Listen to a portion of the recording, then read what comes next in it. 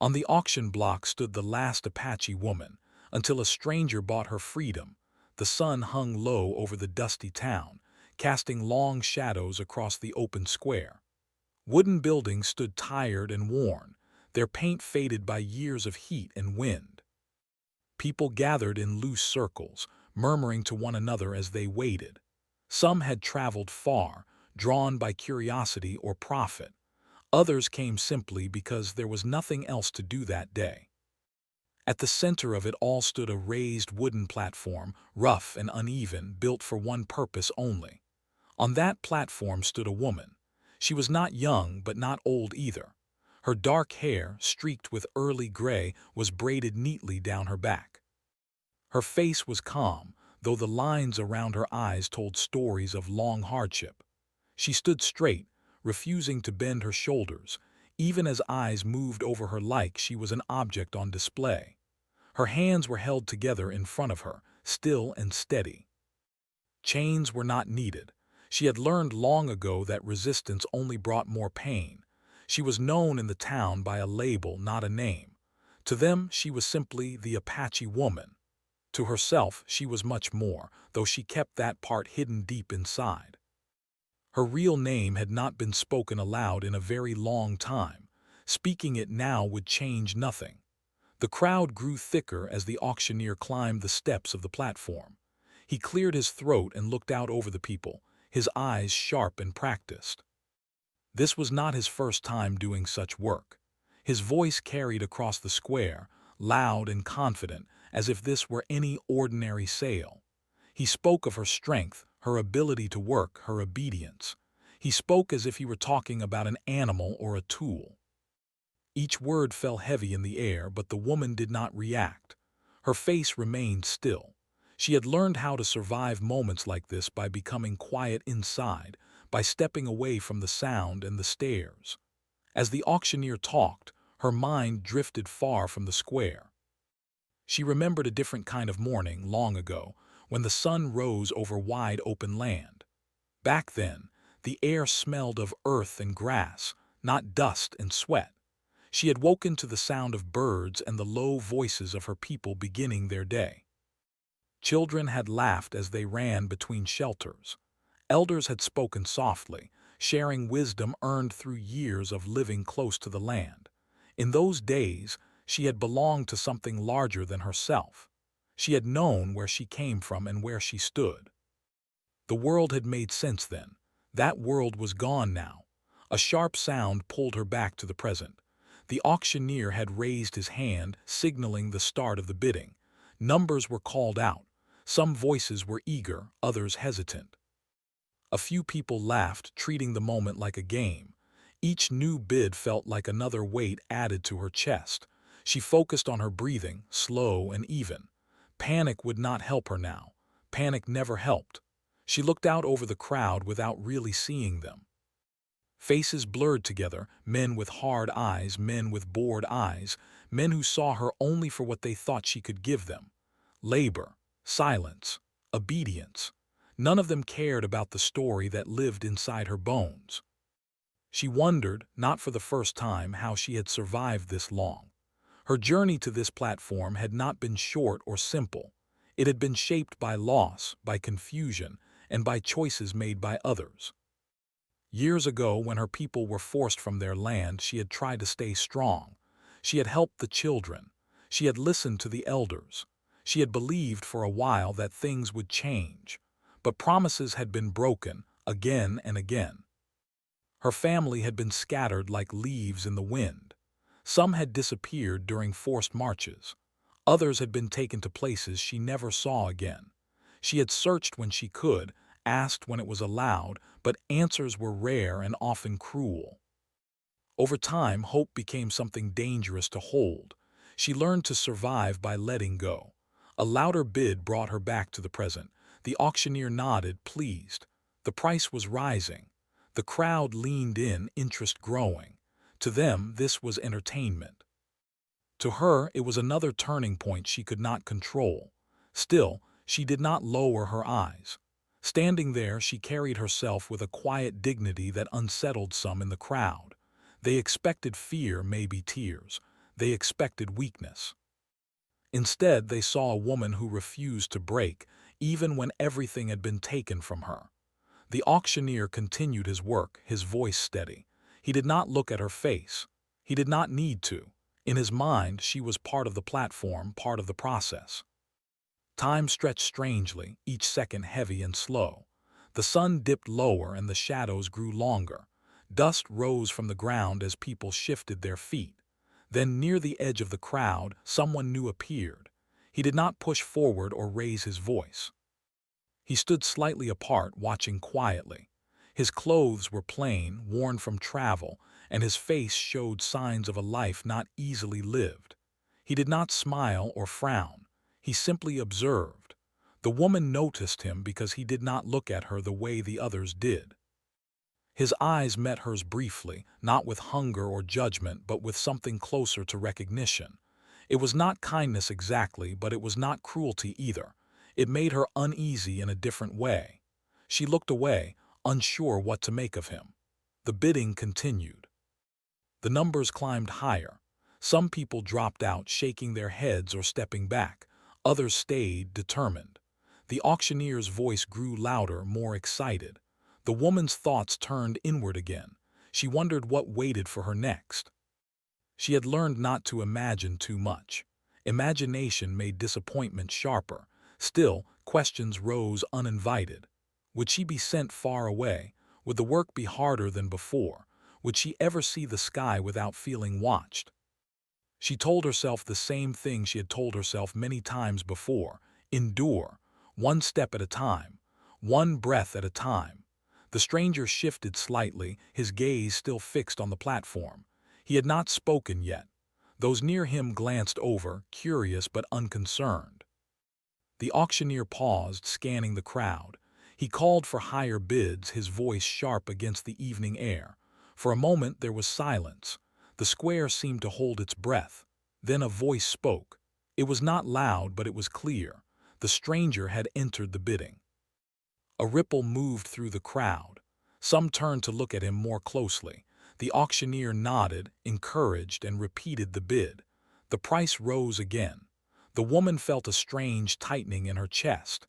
She did not know why this moment felt different. She did not know what it meant. She only knew that something had shifted, subtle but real. She kept her face calm, though inside thoughts raced. She reminded herself not to expect mercy. Mercy was rare and often came with a cost. The sun slipped closer to the horizon, painting the sky with soft colors that seemed almost out of place in such a setting. The auctioneer raised his hand again, calling for final offers. The stranger remained silent, his eyes steady. Around him, others hesitated. Some shook their heads and stepped back. The excitement faded into tension. The end was near. The woman stood tall on the platform, her shadow stretching long behind her. She did not know what the next moments would bring, but she refused to let them see her fear. Whatever happened, she would face it as she had faced everything else, with quiet strength.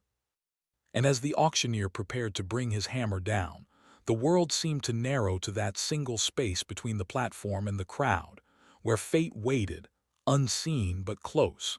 Night had settled over the town by the time the auction ended. The crowd slowly drifted away, their voices fading into the narrow streets. Lamps were lit one by one, casting weak circles of light on the ground. The woman was led away from the platform, her steps calm and measured. She did not look back. Looking back had never helped her before. As she walked, her mind slipped again into the past, into the long road that had carried her to this moment. She had not always known loss so closely. There was a time when her life was filled with simple certainty. She had grown up among her people, learning the rhythm of the land. She knew when the rains would come, how to read the sky, and how to listen to the earth beneath her feet. Her mother had taught her patience, her father had taught her courage, and her elders had taught her that strength was not always loud. In her youth, she had laughed easily. She remembered sitting beside the fire at night, listening to stories that had been told for generations. Stories of survival, of respect, of balance. Those stories shaped her understanding of the world and her place in it. She was taught that every person carried responsibility, not only to themselves but to the people around them. That belief stayed with her, even when everything else was taken away. The first signs of change came slowly. Outsiders appeared more often near their land. Promises were made in words she did not fully trust. Some elders warned that trouble was coming, but many hoped that peace was possible. Hope at that time still felt safe. Then came the day when hope failed. She remembered the confusion, the shouting, the fear that spread like fire. Orders were given and there was no room for discussion. Families were separated. Children cried for parents who could not reach them. Elders struggled to keep up. The ground beneath her feet felt unfamiliar, as if the land itself was mourning. She tried to stay strong. She helped carry what little they were allowed to keep. She comforted those who were weaker. She told herself that survival meant endurance, and endurance meant silence. But silence did not stop the pain. Over time, the group she traveled with grew smaller. Illness, exhaustion, and despair took their toll. Each loss felt like a piece of herself being torn away. She stopped counting the days because the numbers only made the journey feel longer. Eventually, she found herself alone. Not completely alone at first. There were others who shared her fate, people from different places, all bound by the same lack of choice. They worked where they were told, ate what they were given, and learned quickly which questions were dangerous to ask. She became known for her quiet nature. She followed instructions, not because she agreed, but because resistance brought consequences she could not afford. She watched carefully, learned quickly, and stored her thoughts away where no one could reach them. Some assumed she felt nothing. They were wrong. Inside, she carried grief that never fully faded. At night, when the world grew still, memories returned without warning. Faces of loved ones she would never see again. Voices that echoed in her dreams. She learned to wake without crying, to begin each day without showing the weight she carried. Work filled most of her time. It was hard and endless, but it gave her hands something to do and her mind something to focus on. She measured her life in tasks completed rather than years passed. That made the time easier to bear. People around her came and went. Some were kind in small ways, offering an extra piece of bread or a quiet word. Others treated her presence as something barely noticed. She accepted both without comment. Trust was something she no longer gave freely. When she was moved from place to place, she stopped asking why. Each move felt the same after a while. New faces, same expectations. She learned that attachment only made loss sharper. Still, she never forgot who she was. She kept her traditions alive in small, hidden ways. A pattern traced in the dirt. A silent prayer whispered to the wind. A memory held close, protected from a world that did not understand its value. Strength, she learned, did not always mean fighting back.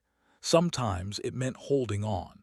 The town where she now stood was just another stop on a long road. She had arrived weeks earlier, tired but alert. From the beginning, she sensed that something was different here. The stares were heavier. The whispers followed her more closely. She understood enough to know that she was being discussed, evaluated, reduced to rumors and labels. When she was told she would be placed on the auction block, she felt no shock. Only a dull tightening in her chest. By then, she had learned that the future was rarely hers to decide. The night before the auction, she did not sleep. She sat quietly, listening to the sounds around her. Somewhere nearby, people laughed. Life continued, untouched by her fear. She wondered how many times a person could be broken before something inside finally gave way. She decided then that it would not be tonight. Standing on the platform the next day, she carried all of that history with her. Every loss, every step, every lesson learned through pain. The crowd saw only a woman standing alone. They did not see the miles she had walked, the people she had buried in her heart, the strength it took just to remain standing. When the bids were called, she felt each one like a reminder of how the world saw her. Still, she refused to bow her head. Dignity was the one thing she could still claim. The presence of the stranger unsettled her because it broke the pattern she had come to expect. Most people either ignored her humanity or took advantage of it.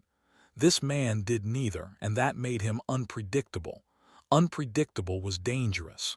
She tried not to think about him as she was led away after the auction. Thinking invited hope, and hope could hurt.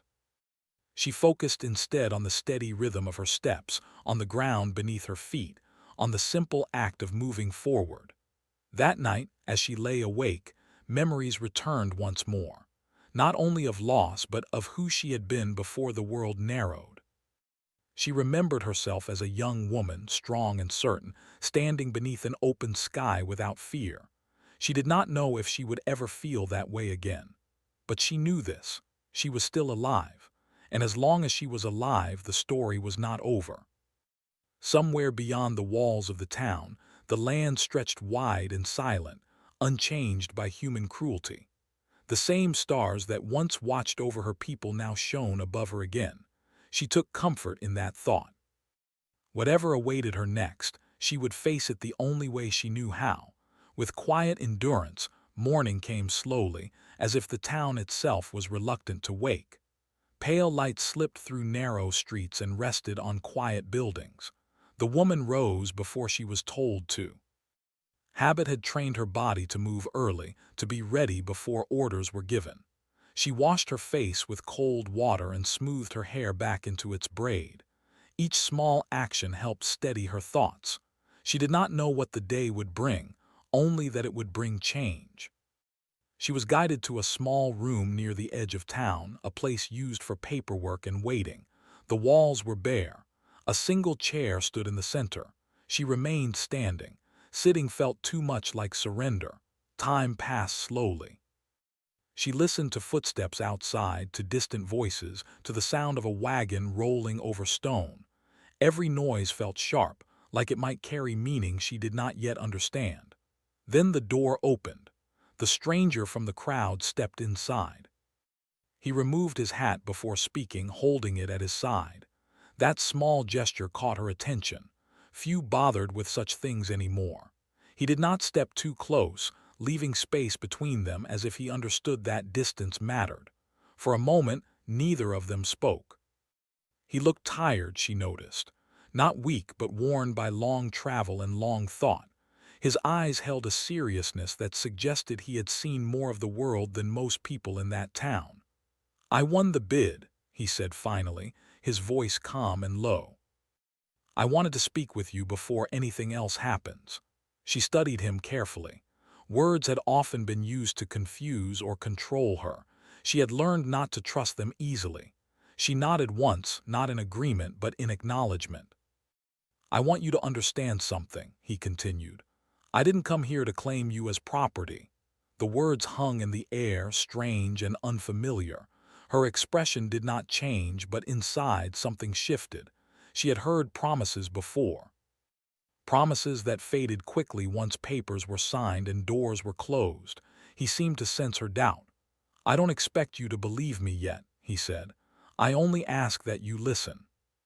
She crossed her arms loosely, a quiet signal that she was paying attention but not opening herself. He explained that he had traveled through many towns, seen many things he could not forget. He spoke of injustice, though he did not use the word loudly or dramatically. He spoke of moments when he had stayed silent and how those silences had followed him. "When I saw you on that platform," he said, "I knew that silence wasn't an option this time." She searched his face for signs of pride or self-interest. She found none. Only a steady seriousness and something else she recognized with surprise, uncertainty. "You don't owe me anything," he added. "Not gratitude, not obedience, nothing." That made her lift her eyes fully to his for the first time.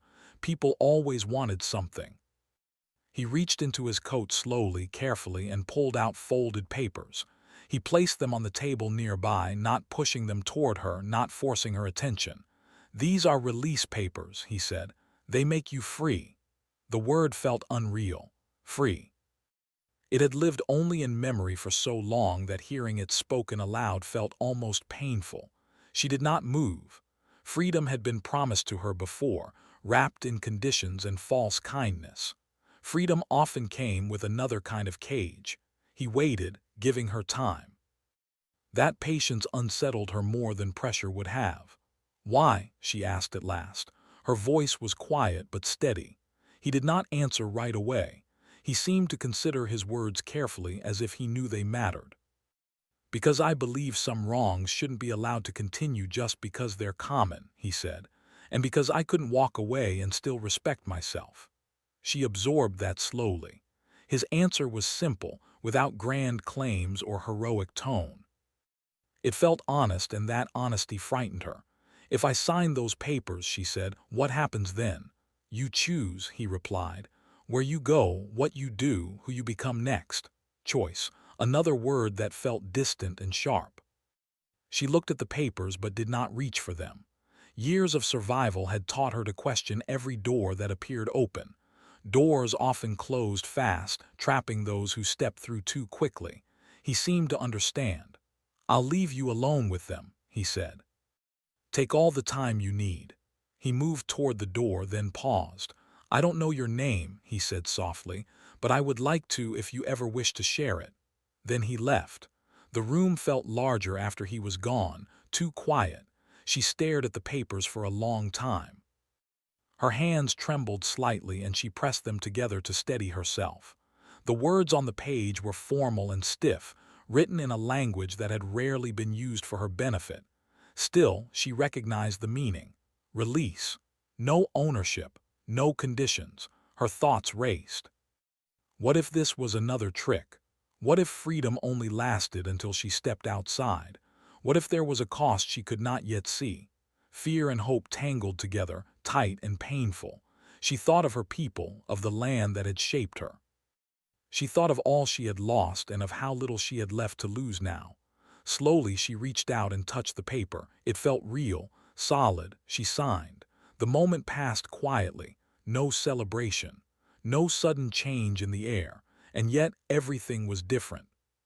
When the stranger returned, she handed him the papers without a word. He looked them over carefully, then folded them and placed them inside his coat. "It's done," he said simply. She waited for instructions that did not come. "You're free to leave whenever you wish," he said. "If you want supplies or directions, I can help. If not, that's fine too." She studied him again, this time with a different kind of attention. He was not trying to lead her anywhere. He was not placing himself at the center of her future. That mattered. "I don't know where I will go," she said. "That's all right," he replied. "Most important journeys start that way." They walked outside together, but not side by side. He stayed slightly behind her, letting her set the pace. People glanced at them as they passed, curious, confused. Some whispered. She did not look at them. The open air felt different on her skin, lighter, sharper. She took a deep breath, filling her lungs fully for the first time in years. At the edge of town, she stopped. "This is far enough," she said. He nodded. "If you ever need help," he said, offering her a small pouch of coins and food, "this might ease the road." She hesitated, then accepted it. Survival had taught her not to refuse what could help her live. "Thank you," she said, the words simple but true. He gave a small nod in return, then turned back toward the town without another word. She watched him go, then turned her eyes to the open land beyond the road. The path ahead was uncertain, but it was hers. As she took her first steps away, she felt the weight she had carried for so long begin, at last, to shift. Not disappear, but loosen. And for the first time in many years, the future did not feel like a closed door. It felt like a wide horizon, waiting. The road stretched out before her, pale and quiet under the open sky. She walked slowly at first, not because she was weak, but because she was learning how to move without being watched. Every step felt unfamiliar. For years, her movements had been measured by others, guided by orders and rules she did not choose. Now there were no voices telling her where to go or when to stop. That freedom felt heavy. She paused after a short distance and looked back once. The town sat low and dull behind her, already beginning to fade into the landscape. She did not feel anger toward it, only a deep tiredness. That place had been one chapter in a long story of survival. She turned forward again and continued walking. The land beyond the town was wide and open. Dry grass moved gently in the wind. Far away, low hills rose like quiet guardians. The sky seemed larger than she remembered, as if it had been waiting for her to look up again. She walked until the sun climbed higher and her legs began to ache. When she finally stopped, she found a place near a cluster of rocks and sat down. She drank a little water from the pouch the stranger had given her and ate slowly. Each bite reminded her that she could now decide when and how she ate. Such a small thing, yet it felt powerful. As she rested, thoughts returned, not sharp and painful as before, but steady and clear. For the first time in many years, she allowed herself to think about what came next. She did not have a map or a clear destination. She only knew what she did not want. She did not want to be owned. She did not want to live in silence forced upon her. She did not want to forget who she was. Her people had taught her that the land always offers guidance if one listens closely. She closed her eyes and breathed deeply, letting the wind brush against her face. The smell of earth stirred memories long buried. Not memories of loss, but of belonging. She stood again and chose a direction that felt right, guided more by instinct than reason. The days that followed were not easy. Freedom did not erase hunger or fatigue. At night, the ground was hard and the air cold. She slept lightly, waking often, her body still trained for danger. Old habits did not disappear overnight.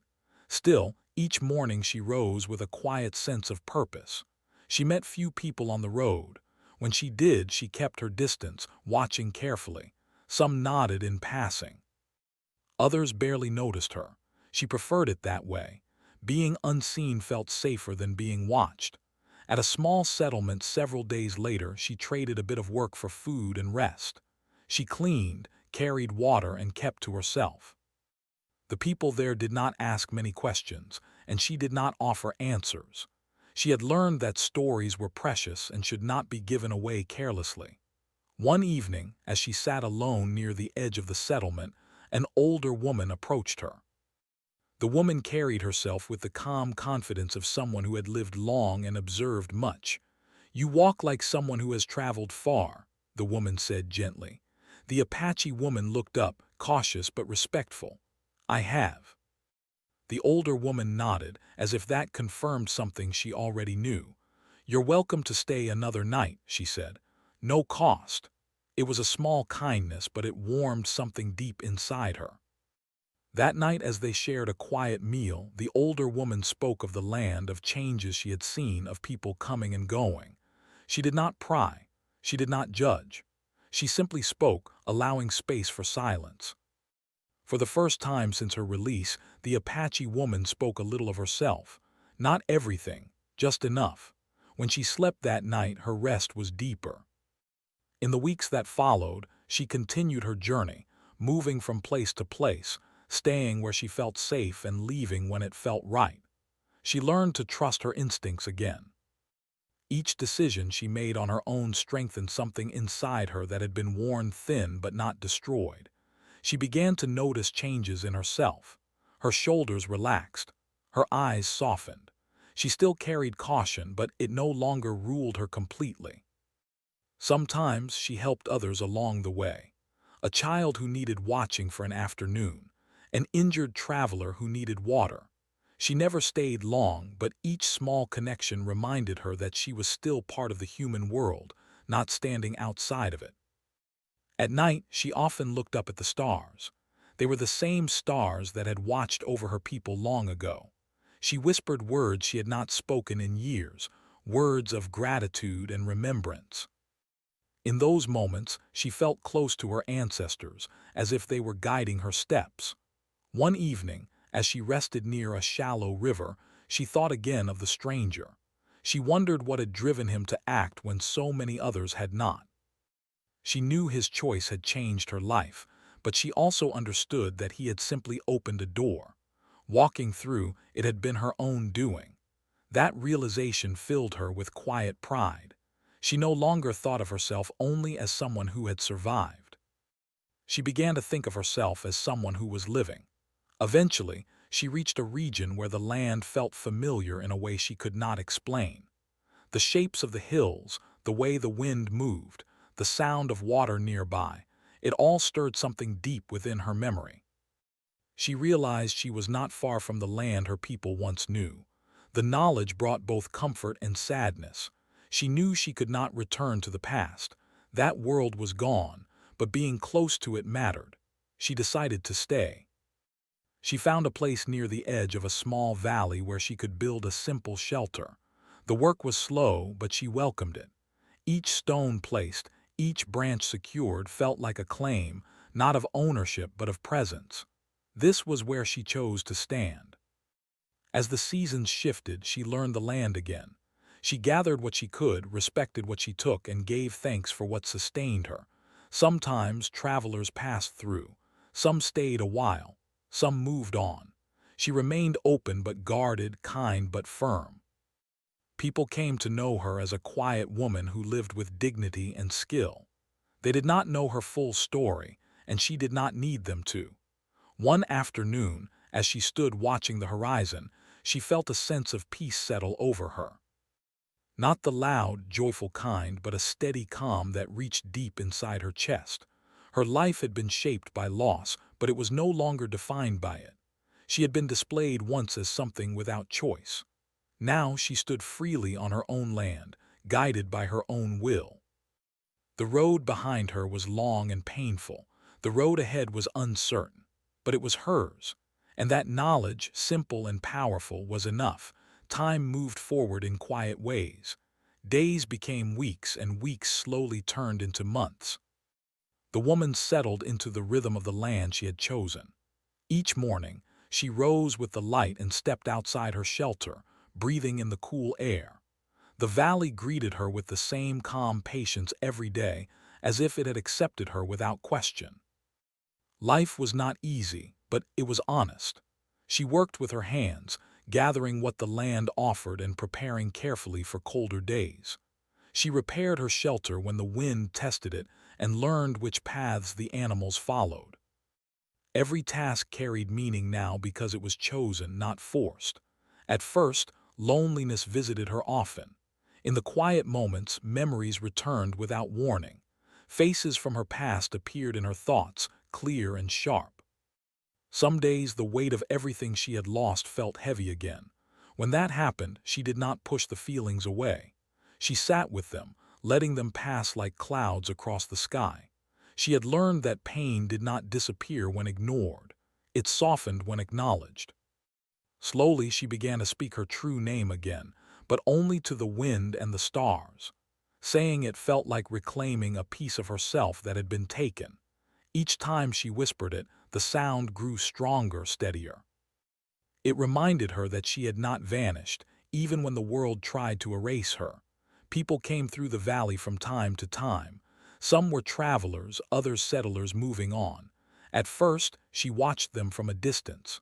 Trust still came slowly. But she noticed that when she stood openly, without fear or apology, most people treated her with respect. A few stopped to speak with her. They asked about the land, about water, about safe paths forward. She answered when she could. She did not tell her full story, but she did not hide either. She had nothing to prove. Over time, word spread quietly about a woman who lived near the valley, a woman who knew the land and spoke with calm authority. Some sought her guidance. Others simply shared a meal before moving on. These brief connections did not feel dangerous. They felt human. One afternoon, a young family passed through, tired and uncertain. The children were quiet, holding close to their parents. The woman saw fear in their eyes, a fear she recognized well. She offered them water and a place to rest. She did not ask where they came from or where they were going. She knew those questions could wait. The mother thanked her, tears shining but unspoken. That night, as the family slept nearby, the woman sat awake by the fire. She realized that without knowing it, she had become something she once feared she would never be again. She had become a place of safety. As seasons changed, her confidence grew. She laughed once in a while now, surprised by the sound of it. It felt strange at first, like hearing a voice from another life. But it felt good. She began to teach herself again, practicing old skills her people had valued. She sang softly while working, songs she remembered from childhood. No one heard them but the land, and that was enough. One evening, while gathering near the river, she noticed footprints she did not recognize. They were recent. Her body tensed out of habit, but she forced herself to stay calm. Fear did not rule her anymore. Later that day, she saw a familiar figure approaching slowly along the path. It was the stranger. He stopped at a respectful distance and waited. He looked older somehow, more worn, but his eyes held the same steady expression. "I hoped I might find you," he said. She studied him carefully. Her heart did not race. There was no fear, only curiosity. "You have," she replied. He nodded. "I wanted to know if you were safe." "I am," she said simply.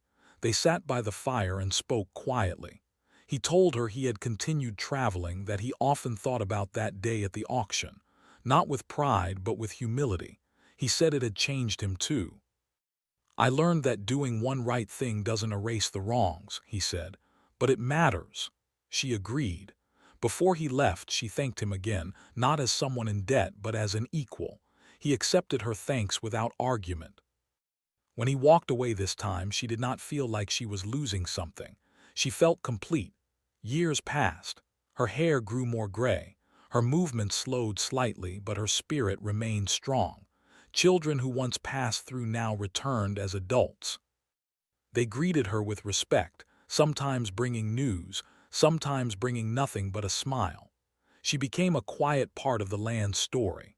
One evening, as she watched the sun sink behind the hills, she thought back to the platform where she had once stood. She remembered the dust, the voices, the weight of being seen as something without worth. That memory no longer hurt the way it once had.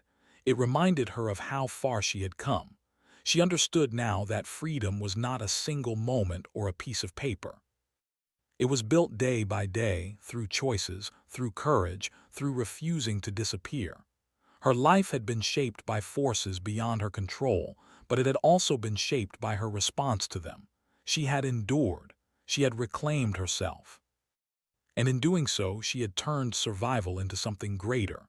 As night fell and stars filled the sky, she stood tall beneath them, the same way her ancestors once had.